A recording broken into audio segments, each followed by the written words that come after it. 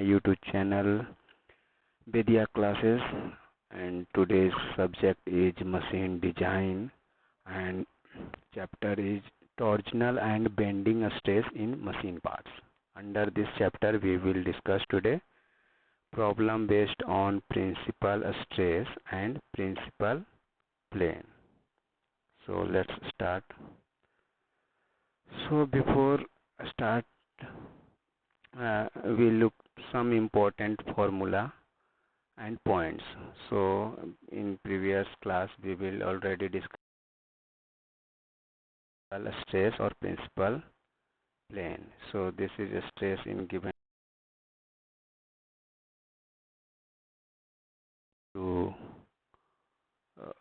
direct stress and shear stress, and this body is inclined with reference plane. The new plane is called oblique plane.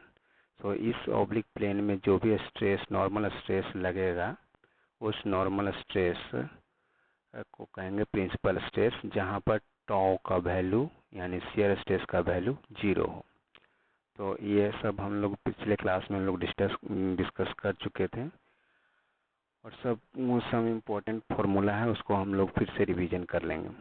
पहला formula है जो maximum tensile stress sigma T max, यानी principal stress में maximum tensile stress sigma T max का value जो था वो क्या था, sigma T by 2 plus 1/2 root under sigma T का स्क्वायर प्लस 4 टाउ का स्क्वायर। तो दूसरा फॉर्मूला हमारा आया था वो था मैक्सिमम कॉम्प्रेसिव स्ट्रेस। बस यहाँ पर सिर्फ कॉम्प्रेसिव स्ट्रेस इंडिकेट कर देना है, यानी sigma C max is equal to sigma C by 2 plus 1/2 into root under sigma C का स्क्वायर प्लस 4 टाउ स्क्वायर। जो तीसरा फॉर्मूला है वो अब हमारा है मैक्सिमम शियर, तो होता है tau max is equal to 1/2 root under sigma T square plus 4 tau square, जहाँ पर सिग्मा टी क्या है स्ट्रेस के कारण, तो डायरेक्ट लोड और बेंडिंग के कारण जो स्ट्रेस इंड्यूस हो रहा है टेंसाइल स्ट्रेस, और सिग्मा सी क्या है कंप्रेसिव स्ट्रेस, और टॉ क्या है shear stress due to torsion. था हमारा इम्पोर्टेंट फार्मूला जो था वो था टॉर्जनल इक्वेशन। टॉर्जनल इक्वेशन क्या कहता था, T upon J is equal to tau upon R is equal to C theta upon L. पर T upon J is equal to tau upon R लिख सकते हैं यहाँ से। तो यहाँ से हम लोग का जो एक इम्पोर्टेंट फार्मूला आ जाता है वो है टॉ इंटू जे अपॉन आर, जहाँ पर जे क्या है पोलर मोमेंट ऑफ इनर्शिया, और polar moment of inertia for solid shaft के लिए क्या हो π/32 इंटू d4। ये सारा फॉर्मूला जो है नेक्स्ट प्रॉब्लम में हम लोगों को यूज होने वाला है, सो इसको रिमेम्बर करना बहुत ज़रूरी है। सो नेक्स्ट जो फॉर्मूला है हमारा जो आता है वो है हमारा T is equal to π/16 into tau into DQ। ये भी हमारा टॉर्जन इक्वेशन से फॉर्मूला आता है, जो आप यहाँ पर जो है हमारा π/32 इंटू d4। यहाँ पर जे का वैल्यू पुट कर देने पर जो नया फॉर्मूला आपका आएगा T is equal to π/16 into tau into DQ। So यह हो जाएगा आपका फॉर सॉलिड शाफ्ट के लिए, जबकि हॉलो शाफ्ट के लिए क्या हो जाएगा, यहाँ पर जे का वैल्यू हॉलो शाफ्ट के लिए अलग आ जाएगा। सो जे के वैल्यू के कारण जो नया T is equal to π/16 into tau into D O means outer diameter का power 4 minus D I inner diameter का power 4 divided by outer diameter. तो ये हॉलो शाफ्ट के लिए टॉर्क का फॉर्मूला आ गया। जो 5वां नंबर फॉर्मूला है जो इम्पोर्टेंट है, जो हम लोग आगे प्रॉब्लम में यूज होगा, that is power transmitted by shaft in watt, P is equal to 2π/NT/60, where we can write here 2 pi n/60 which is equal to omega. Omega is angular velocity, so P is equal to omega into T. And last one is bending equation which is equal to m upon I is equal to sigma upon y is equal to E upon R. From this equation we have sigma is equal to m upon I into y. So sigma is equal to m upon I upon y, and this I upon y is equal to z, which is equal to section modulus, which is called section modulus. So this all formula is used in problem. So very important formula. तो अब हम यहाँ पर एक problem पे आते हैं जिसको सॉल्व करना है. A hollow shaft, what is the problem? A hollow shaft of 40 mm outer diameter, 40 mm outer diameter and 25 mm inner diameter. क्या है? 25 mm इनर डायमीटर है. Is subjected to twisting movement. Twisting movement दे रखा है जो आपका उस shaft पे है 120 न्यूटन मीटर साइमल्टेनियसली, एक साथ एक्ट हो रहा है. It is subjected to an axial thrust of 10 kilo newton. और यहाँ पर एक एक्सियल थ्रस्ट भी साथ ही साथ लग रहा है ट्विस्टिंग मूवमेंट के साथ, वो है हमारा 10 kilo newton and a bending movement of 80 newton metre. तो इसमें हम लोग को फाइंड आउट करना है calculate the maximum compressive and shear stress. तो यहाँ पर जो शाफ्ट है वो आपका कंबाइंड स्ट्रेस लग रहा है, यानी वहाँ पे आपका एक्सियल थ्रस्ट भी लग रहा है, बेंडिंग मूवमेंट भी लग रहा है और ट्विस्टिंग मूवमेंट भी लग रहा है. तो वो जो शाफ्ट है वो आपका बहुत सारा उसमें स्ट्रेस इंड्यूस हो रहा है. तो ऐसे में हम लोगों को क्या निकालना है? Maximum principal stress. तो यहाँ पर हम लोगों को प्रिंसिपल स्ट्रेस का एप्लीकेशन दिखाई पड़ता है, यानी हम लोगों को यहाँ पर प्रिंसिपल स्ट्रेस के फॉर्मूला से हम लोग को मैक्सिमम कॉम्प्रेसिव और शियर स्ट्रेस फाइंड आउट करना है. तो जो गिवन डाटा है उसको हम लोग लिख लेते हैं. डी ओ यानी 40 mm आउटर डायमीटर जो शाफ्ट का था, D I inner diameter 25 mm and T which is given क्या दिया हुआ है? 120 न्यूटन मीटर. 120 न्यूटन मीटर, और इसको न्यूटन मीटर को आप mm में कन्वर्ट कर लेंगे तो 120 into 10⁻³ Newton mm millimetre. So and next क्या दिया हुआ है? पी यानी जो एक्सियल थ्रस्ट यानी जो फोर्स लग रहा है वो 20 kilo newton which is equal to 10 kilo newton. So 10 into इसको न्यूटन में कन्वर्ट कर लेंगे तो 10⁻³ न्यूटन हो जाएगा. और जो बेंडिंग मूवमेंट जो दिया हुआ है वो है 80 न्यूटन मीटर. तो इस न्यूटन मीटर को भी हम लोग न्यूटन mm में कन्वर्ट कर लेंगे तो 80 इंटू 10⁻³ न्यूटन मिलीमीटर. तो ये सारा चीज़ हम लोगों को गिवन दिया हुआ है और हम लोगों को फाइंड आउट क्या करना है? We have to find out. First है मैक्सिमम कंप्रेसिव स्ट्रेस. तो हम लोग मैक्सिमम कंप्रेसिव स्ट्रेस का जो फॉर्मूला होता है प्रिंसिपल स्ट्रेस के थ्रू क्या होगा? Sigma C upon 2 plus 1/2 root under sigma C square plus 4 tau square. दूसरा हम लोगों को फाइंड आउट करना है shear stress. Maximum shear stress 1/2 root under sigma T square plus 4 tau square. अब क्या दिया हुआ है, क्या निकालना है? इसमें से हम लोगों को कौन कौन सा टर्म फाइंड आउट करना है? तो यहाँ जो सिग्मा सी आप देख रहे हैं वह क्या है? एक रिजल्टेंट कंप्रेसिव स्ट्रेस है. मतलब ये जो सिग्मा सी है उसमें ऐड होगा कि बेंडिंग स्ट्रेस भी के कारण जो कंप्रेशन हो रहा है और डायरेक्ट कंप्रेसिव स्ट्रेस, यानी जो सिग्मा सी है यहाँ पर रिजल्टेंट कंप्रेसिव स्ट्रेस लेते हैं. तो सिग्मा सी इक्वल टू क्या हो जाएगा? तो बेंडिंग स्ट्रेस भी इस शाफ्ट में लग रहा है तो bending stress plus direct compressive stress, यानी ये दोनों स्ट्रेस को जोड़ देंगे तो हम लोग को resultant compressive stress find out होगा, क्योंकि यहाँ जो सिग्मा सी है वो रिजल्टेंट कंप्रेसिव स्ट्रेस है। यदि यहाँ पर बेंडिंग स्ट्रेस नहीं लगता तो डायरेक्ट हो जाता, लेकिन यहाँ पर बेंडिंग स्ट्रेस भी सब्जेक्टेड है।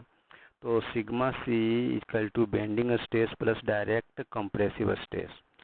सो sigma C equal to sigma B plus sigma O. हम लोग इसको एज्यूम कर लेंगे सिग्मा ओ और सिग्मा बी। अब यहाँ पर हम लोगों को क्या दिया हुआ है, इससे डायरेक्ट स्ट्रेस तो फाइंड आउट हो जाएगा, क्योंकि आपका दिया हुआ है यहाँ पे फोर्स दिया हुआ है और आउटर डायमीटर दिया हुआ है, तो यहाँ से हो जाएगा। लेकिन जो बेंडिंग स्ट्रेस है वो हमारा कहाँ से फाइंड आउट होगा, क्योंकि बेंडिंग स्ट्रेस का जो फॉर्मूला होगा वो बेंडिंग इक्वेशन से आ जाएगा m/z। m क्या है, बेंडिंग मोमेंट, और z क्या है, सेक्शन मॉडुलस। और यहाँ पर चूंकि हॉलो शाफ्ट है तो सेक्शन मॉडुलस हो जाएगा π/32 D O to the power 4 minus DI to the power 4 upon DO। तो यहाँ पर से जेड का वैल्यू आपका फाइंड आउट हो जाता है। जेड क्योंकि आपका DO भी दिया हुआ है, DI भी दिया हुआ है, फुट आउट करके आपका जे का वैल्यू निकल जाएंगे, यानी सेक्शन मॉडुलस निकल जाएगा। अब इस सेक्शन मॉडुलस को आप यहाँ पर पुट कर देंगे, और एम तो दिया हुआ है ही, जो आपका which is equal to 80 newton metre, यानी आप इसको न्यूटन मिलीमीटर में कन्वर्ट किए हैं। तो यहाँ पर sigma B equal to 80 into 10⁻³ / 5325। So after simplification we get sigma B equal to 15.02 newton per millimetre square. तो सिग्मा बी का वैल्यू आपका फाइंड आउट हो गया। अब हमारे पास सिग्मा ओ का वैल्यू फाइंड आउट करेंगे, ताकि सिग्मा सी का वैल्यू फाइंड आउट करेंगे और इसमें पुट करेंगे। फिर हम लोग को टाउ का वैल्यू फाइंड आउट करेंगे। उसके बाद हम लोगों को maximum compressive stress find out हो जाएगा, जो कि हम लोगों को निकालना है।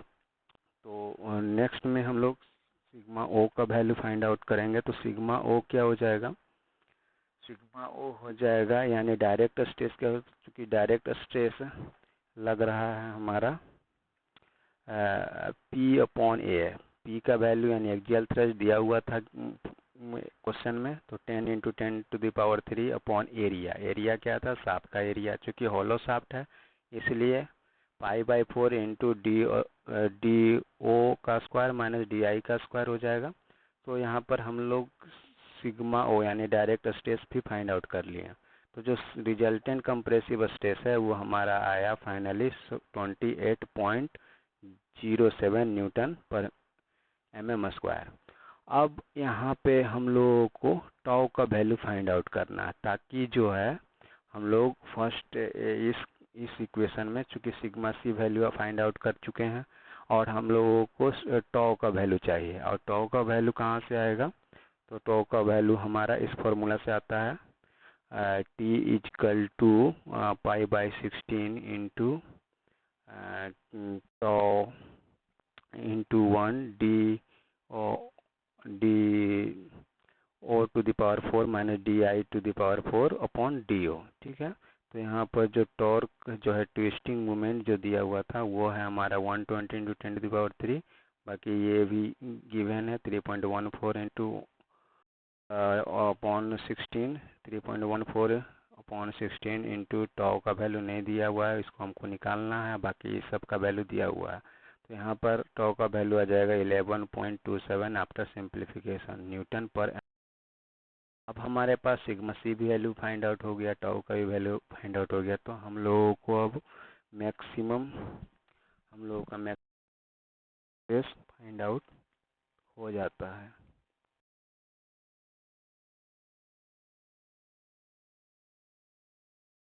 जो मैक्सिमम कंप्रेसिव स्ट्रेस जो है फाइंड आउट हो जाता है, तो यहाँ से हम लोग maximum compressive stress find out कर लेंगे। सिग्मा सी का वैल्यू हम लोग फाइंड आउट कर चुके हैं 20, और टाउ का वैल्यू अभी भी फाइंड आउट किए हैं 11.27 न्यूटन पर mm। वैल्यू में पुट कर दीजिए, बिल्कुल सिंपल है। सिग्मा सी यानी compressive maximum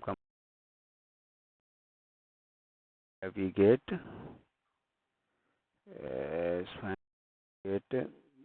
this one sigma C max is equal to 32 newton per mm square. ठीक है, अब यहाँ से हम लोग maximum shear stress find out करना था, तो मैक्सिमम शियर स्ट्रेस का फॉर्मूला क्या होगा 1/2 root under sigma C square plus 4 tau square. आपके पास सिग्मा सी भी है और टॉ भी है, और दोनों को पुट आउट कर दीजिए। वेरी सिंपल, टॉ मैक्स का वैल्यू आपका आ जाएगा 18 मेगा पास्कल। तो ये आपका तो हम लोग डिस्कस कर चुके हैं। नेक्स्ट अगले प्रॉब्लम में हम लोग चलते हैं, यहाँ पे फिर से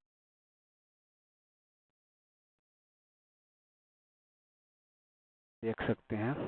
एक शाफ्ट है, ये shaft as shown in figure is subjected to a bending load.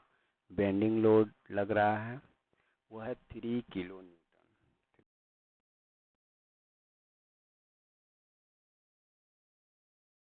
Pure torque of 1000 newton metre, और एक टॉर्क भी लग रहा है इस शाफ्ट पे 1000 न्यूटन मीटर का, और एक एक्सियल पुलिंग फोर्स लग रहा है 15 किलो न्यूटन का इस डायरेक्ट। कैलकुलेट करना है stress at A and B. इस पॉइंट पे, ए पॉइंट पे और बी पॉइंट पे स्ट्रेस फाइंड आउट करना है। ए शाफ्ट पे ए पॉइंट पे भी स्ट्रेस फाइंड,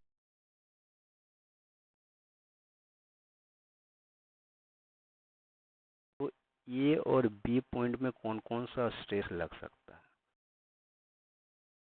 तो वह है सब्जेक्टेड है कंबाइंड स्ट्रेस के साथ, यानी बेंडिंग स्ट्रेस भी एक्ट हो रहा है, शियर स्ट्रेस भी एक्ट हो रहा है, और जो डायरेक्ट स्ट्रेस है वो भी एक्ट हो रहा है।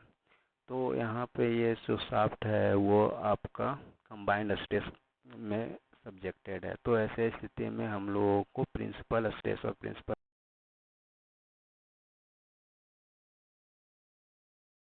पे हम लोगों को मैक्सिमम टेंसाइल स्ट्रेस भी फाइंड आउट करना पड़ेगा। ए पॉइंट पे मिनिमम टेंसाइल स्ट्रेस, और ए पॉइंट पे शियर स्ट्रेस भी, maximum shear stress find out करना पड़ेगा। उसी तरह बी पॉइंट पे स्ट्रेस, और इसी बी पॉइंट पे minimum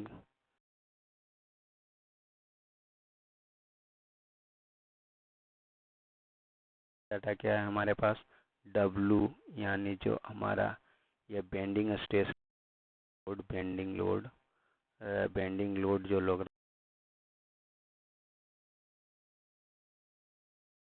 W equal to 3 kilo newton, और किलो न्यूटन को आप कन्वर्ट कर दीजिए न्यूटन में, 3000 न्यूटन हो जाएगा। तो टॉर्क होगा वो 1000 न्यूटन मीटर है, क्योंकि मीटर है तो इसको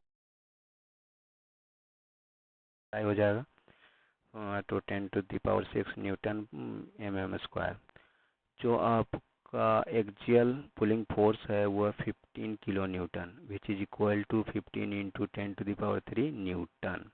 एंड जो डायामीटर है आपका शाफ्ट का वो है 50 mm। यहाँ पर दिया हुआ जो डायामीटर है वो आपका है 50 mm, और जो ये इस शाफ्ट का जो डिस्टेंस है वह 250 mm का। ठीक है, तो हम लोगों को ए मैक्सिमम फाइंड आउट करना है, तो इसका फॉर्मूला आप जान 2 + 1/2 रूट अंडर सिग्मा ए का स्क्वायर। उसी तरह इसका मिनिमम वैल्यू क्या हो जाएगा, सिर्फ यहाँ पर माइनस वैल्यू हो जाएगा sigma A/2 - 1/2 root under sigma A square plus 4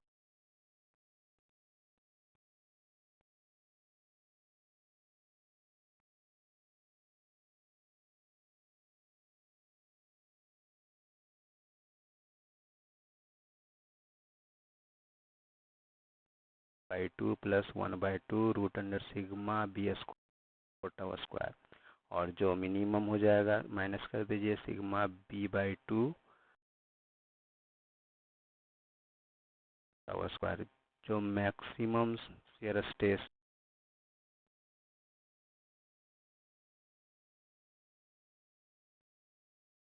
all things we have to find out।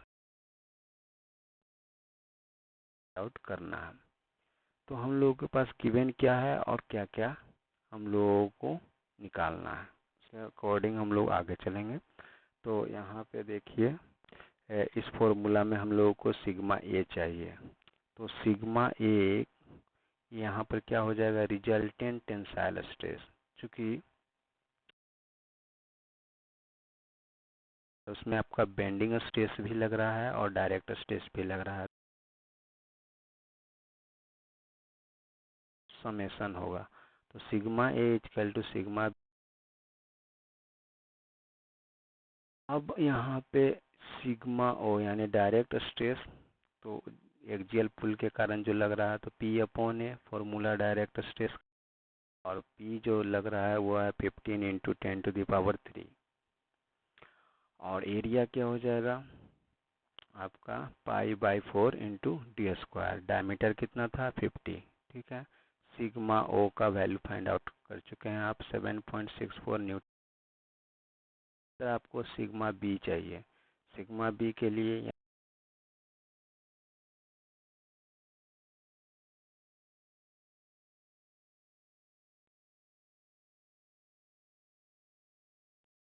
क्या है, bending moment at point A and B. अब यहाँ पर बेंडिंग मोमेंट निकालना है। तो जो बेंडिंग मोमेंट निकलेगा इस कंडीशन के लिए 3 किलो न्यूटन, और जो डिस्टेंस हमारा कितना है 250,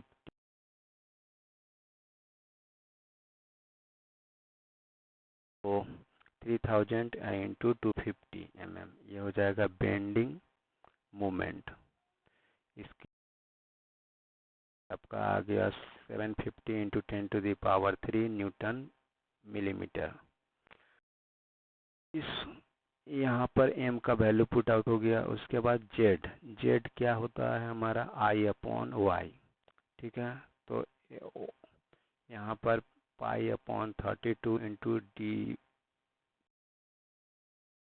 सॉलिड सर्कुलर शाफ्ट के लिए, ये आपको याद रखना पड़ेगा कि जो j का वैल्यू होता है सॉलिड सर्कुलर शाफ्ट के लिए वो π/32 into D cube. So j equal to 12.27 into 10⁻³ mm³। अब m आउट हो चुका है, j का वैल्यू फाइंड आउट हो गया। इस इक्वेशन में पुट कर दीजिए, सिग्मा बी वैल्यू आ जाएगी। जब सिग्मा बी आ गया आपके पास, सिग्मा ए आ गया, सिग्मा ओ आपको आ चुका है, तो सिग्मा ए का वैल्यू फाइंड आउट हो गया। अब यहाँ पे जो सिग्मा बी होगा, यदि हम लोग सिग्मा बी स्ट्रेस एज्यूम करते हैं तो कंप्रेसिव स्ट्रेस क्या हो जाएगा,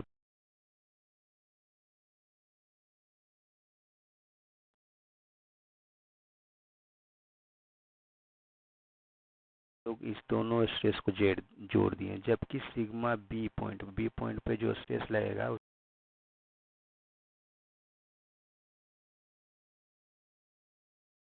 that is sigma b equal to 61.1 minus 7, sigma b equal to 53.46 Newton. अब यहाँ पर शियर स्ट्रेस, अब आपके पास यहाँ पर सिग्मा ए का वैल्यू आउट हो चुका है। अब बचा कौन सा टर्म, शियर स्ट्रेस का फॉर्मूला आप जानते हैं, यहाँ पे टॉर्जन इक्वेशन से आ जाएगा directly, tau equal to 16 into T over pi D cube. So यहाँ पर 16 इंटू तो टी है यानी टॉर्क है वो आपका क्या दिया हुआ है 10⁻⁶। यहाँ वो जो टी है वो आपका क्या, टी का वैल्यू यानी टॉर्क का वैल्यू यानी ट्विस्टिंग मोमेंट का वैल्यू दिया हुआ है, उसको पुट आउट कर दिया। पाई का वैल्यू नोन है 3.14 और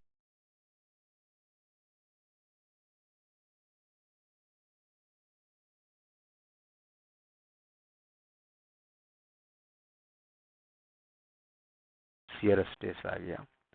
अब आप लोग फर्स्ट में जो फाइंड आउट करना था सिग्मा ए मैक्सिमम, उसमें आप लोग पुट का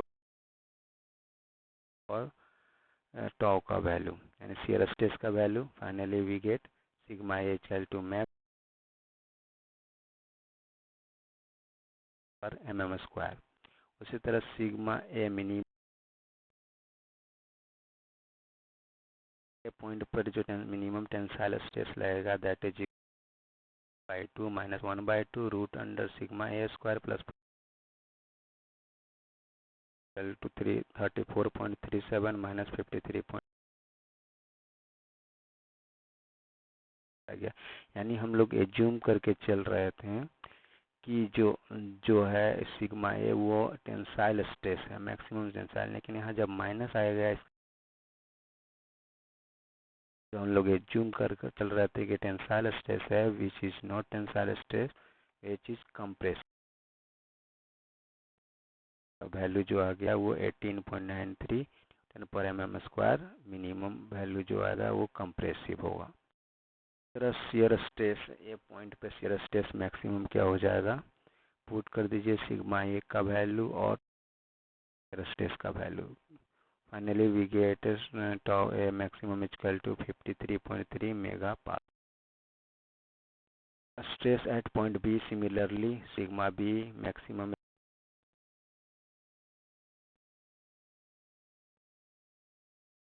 सब सब टर्म आपके पास मौजूद है, सिग्मा बी और टाउ का भी फाइंड कर दीजिए और सिग्मा बी मैक्सिमम का वैल्यू फाइंड आउट कर 5.46 मेगा पास्कल, चूँकि पॉजिटिव है, क्योंकि compressive stress.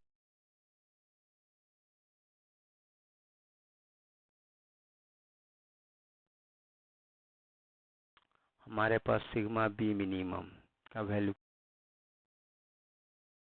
By 2 minus 1/2 root under sigma B square.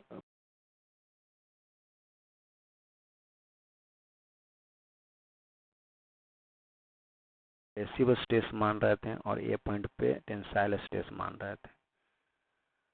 तो यहाँ पे जो माइनस है इसका मतलब हो गया कि ये टेंसाइल स्ट्रेस है। इस पॉइंट पे आप देखेंगे कि ए पॉइंट पे टेंसाइल स्ट्रेस और बी पॉइंट पे कंप्रेसिव स्ट्रेस एज्यूम कर। जब आपका साइन में डिफर होता है तो आपको कंप्रेसिव की जगह टेंसाइल और टेंसाइल की जगह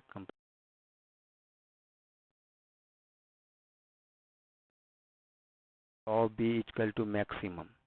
अब टॉ बी का मैक्सिमम वैल्यू क्या हो जाएगा, 1/2 root under sigma B square plus 4 tau square. सो यहाँ पर सारा वैल्यू पुट आउट कर दीजिए, सिग्मा बी मैक्सिमम का वैल्यू 4। तो यह आपका था दूसरा प्रॉब्लम, कंप्लीट सॉल्यूशन डिस्कशन उसका कर रहे थे। नेक्स्ट आपके है कि कोई N overhang crank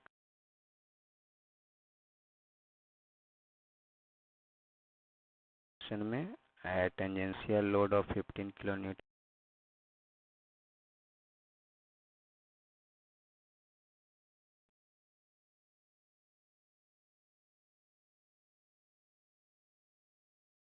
of crankshaft bearing. तो ये आपका question. So thank you for all, thank you for listening, thank you for watching. अगले